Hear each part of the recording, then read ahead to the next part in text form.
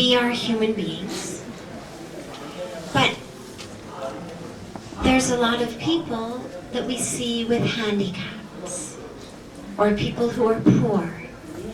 And what we're told is that that's due to some sin. Well, is that a sin of the person who has carried it from a past birth? Or is it a sin of the father or the mother who have given birth to such a child? Neither. Being handicapped,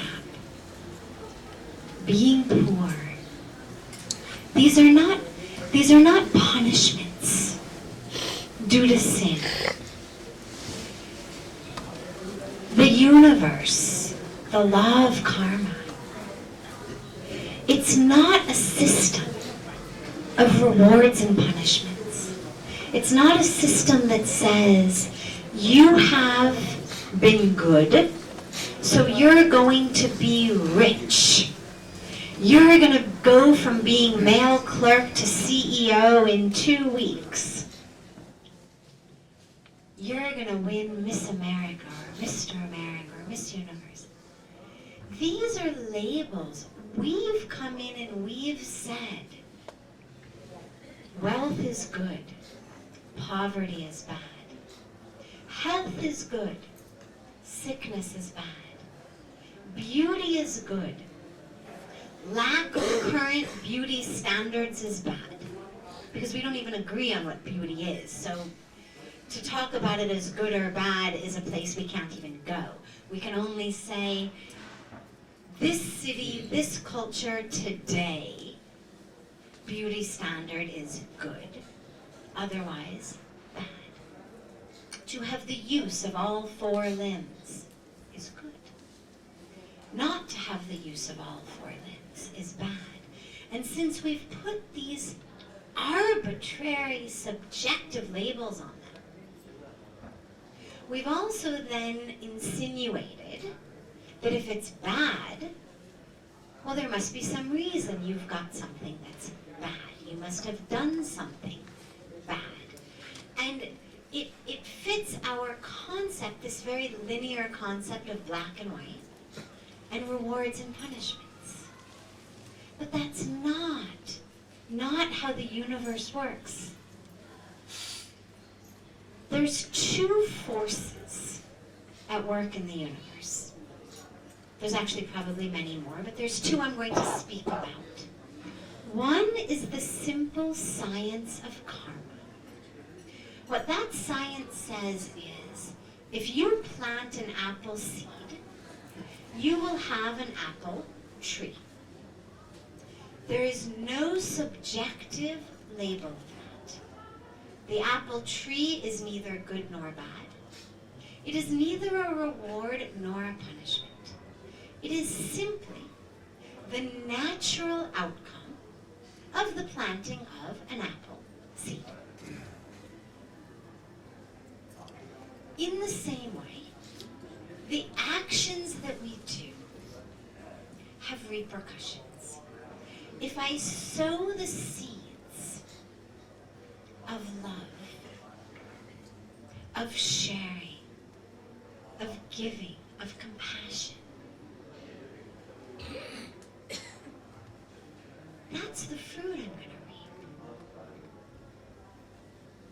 If what I share is love,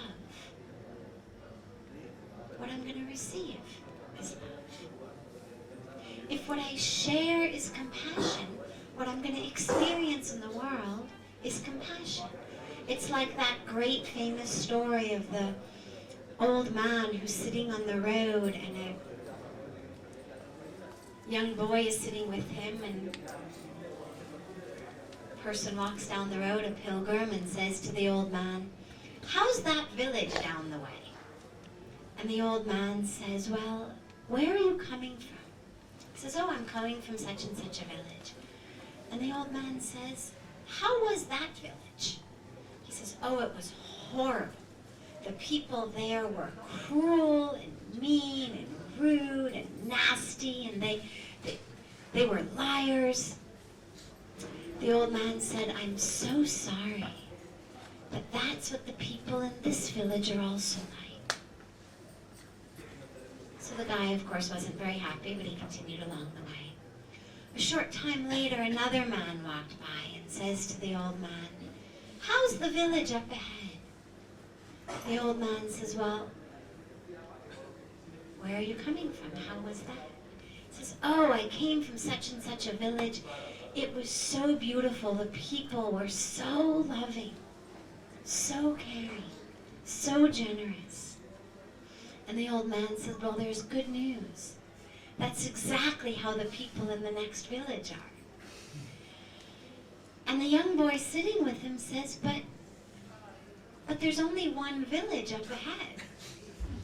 How is it that you told the first guy the people there were horrible, and you told the second guy the people there were so nice?"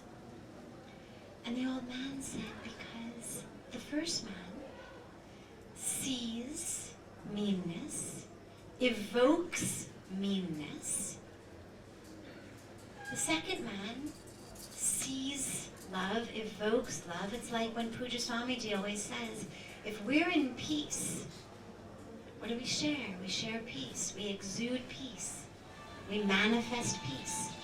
When we are in pieces, we share and manifest and exude pieces. So the law of karma says what I do, what I plant, what I share is going to have repercussions. It's like Newton's law of physics. For every action, there is an equal and opposite reaction. Okay, so that's karma. It also, you'll note, has nothing to do with rewards or punishments. You got a peach tree because you planted peach seeds. I got an apple tree because I planted apple seeds. You didn't get the peach tree because God was happy with you and unhappy with me. Or your stars were in the right place, my stars were in the wrong place. You chanted the right mantra, I chanted the wrong mantra. We got them because of the seeds we planted. But there's another force at work in the universe, and that force is what we call grace. And we call the purpose of our incarnation, and we call divine force. The whole point of the Leela, of God's divine drama. And the point of that is that we all should wake up. That we all should recognize and experience and know the truth of who we are as divine, as love, as pure consciousness. That we should wake up out of the illusion and the ignorance that we are just this body, that we are just its history, that we are the color of our skin, that we are what we look like, all of that illusion, that we should wake up from it and actually recognize the perfection and the divinity in all of us. That's the moksha, that's the liberation, that's the salvation that we talk about. And with that force, everything we are given, whether it's an apple tree, whether it's a peach tree, whether it's 4 limbs, whether it's 2 limbs, whether it's 1 head or 2 heads, is given to us because that's exactly what we need to take our next step toward that consciousness. And so if what we've been given is poverty or physical challenges, it's not because we've been bad and have been punished or we did some sin. It's because it is through that experience that we will take our next step. It is that exact situation that is the most conducive to our next step to God. That in that experience of challenge, of poverty, of failure, of hurt, of loss, that we take our next step. The only sin is failing to recognize that and failing to use it, and seeing it as though you've been punished and therefore missing the entire point. Because then we've missed out, not just on that experience, but on our entire human birth. Then we spend the entire human birth feeling bitter. Why someone else has 4 working limbs and I only have 1 or 2? Why someone else has such a big bank balance and I have such a small one? Why someone else is successful and I'm not? We're bitter at them, at the universe, at God, at ourselves. So we miss the point of the situation we were given. We don't use it for our awakening. And we make the situation worse and ensure that we're just going to have more and more of these situations by being bitter about it. Because as we all know, until we learn a lesson, the universe has an amazing way of giving us the exact same situation over and over and over. It's not like God says, oh, you didn't like the lesson this way, no problem. Let me cover it with chocolate syrup next time.